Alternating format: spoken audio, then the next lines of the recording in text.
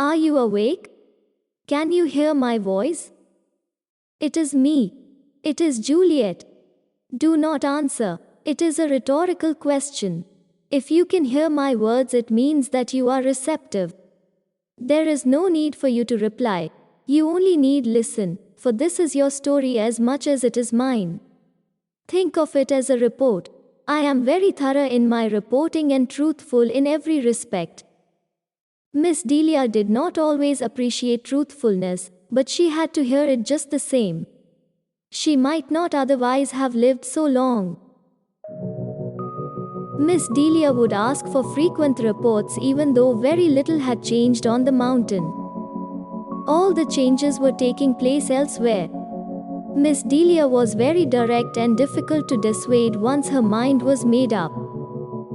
I would tell her that nothing very much had changed, and she would say something like, "Nevertheless, I want to hear it.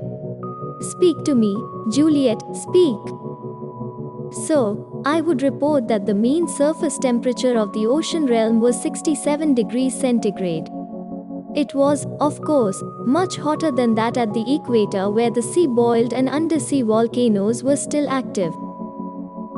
The smaller areas of land that remained were mainly composed of half-submerged mountain ranges and flooded coastlines. Fetid swamps fringed the larger land masses, which concealed reservoirs of highly volatile methane gas. It was seldom inclement on the mountain, but it was not always possible to go outside. The marshes at ground level often leached gas that rose on thermals and swirled around the Pic du Midi.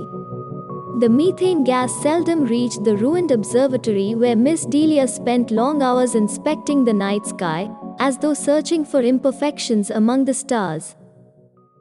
Miss Delia seemed to think that the world outside was barely fit for habitation, but several species were doing quite well. They had adapted.